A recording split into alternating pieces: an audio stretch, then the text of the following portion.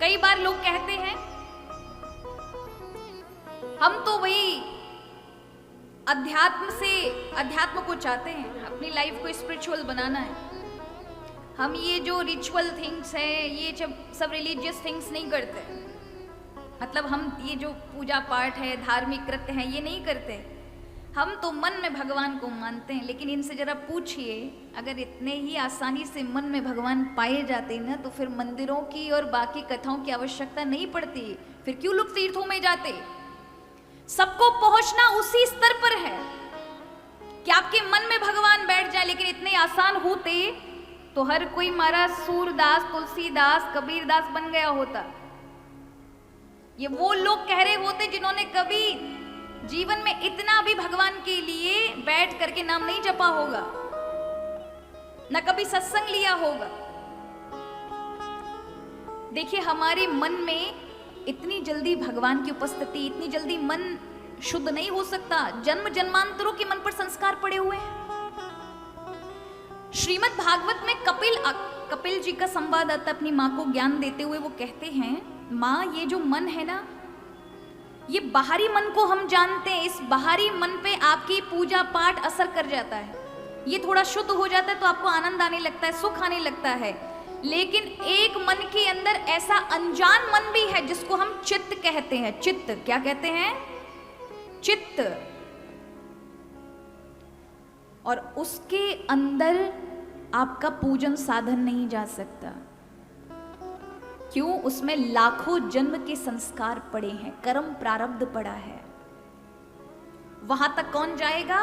कहा, मां केवल और केवल मेरी भक्ति। कौन जाएगा? मेरी भक्ति। जिस प्रकार से कोई मुंह में अंगारा ले ले, जलता हुआ कोयला, अगर आपने मुंह में ले लिया, अंदर गया तो क्या करेगा? अंदर भी जला देगा ना।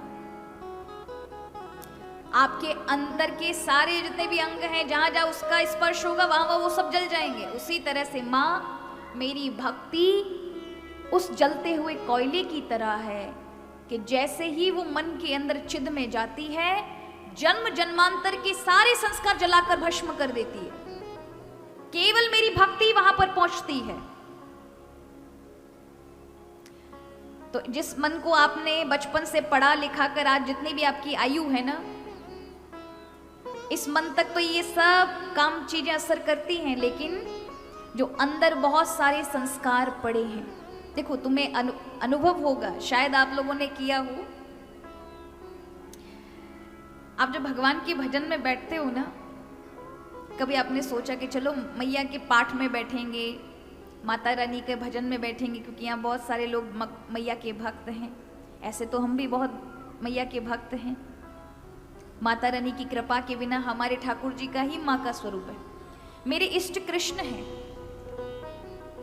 किंतु भगवान का चाहे शिव रूप हो, राम रूप हो, दुर्गा जी का हो, गणेश जी का हो, हम भेद नहीं करते।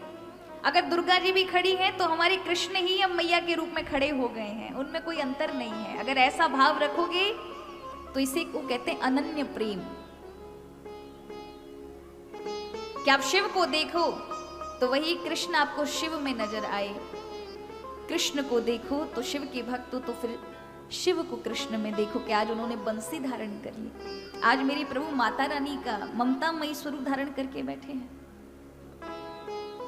भेद नहीं करो, भेद करने से अपराध लगता है।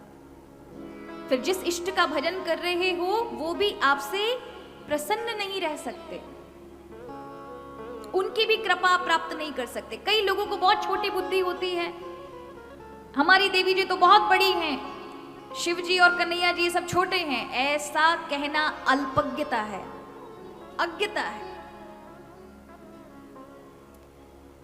या ये कहना हमारे भगवान शिव सर्वोपरि हैं और बाकी सब देवी देवता छोटे हैं ना।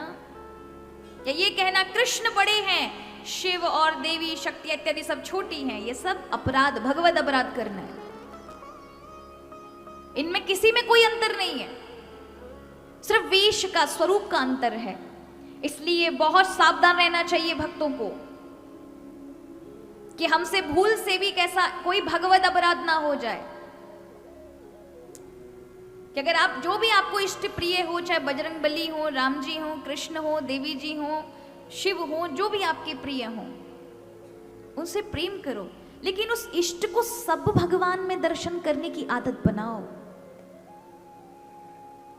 कि देवी जी के रूप में भी देखो तो माँ भगवती से क्या मांगो, हे माँ भगवती मेरा मेरे इष्ट के प्रति आप ही उस इष्ट के रूप में खड़ी हो, मैं सिर्फ आपसे यही मांगू कि मेरा मेरे इष्ट के प्रति प्रेम ज्यादा बढ़े, मेरे जीवन में अच्छे सत्कर्म हो, अच्छे कार्य हो, मेरा मन विचलित ना हो, आपकी भक्ति में, मेरे इष्ट की भक्ति में हमेशा लगा रहे।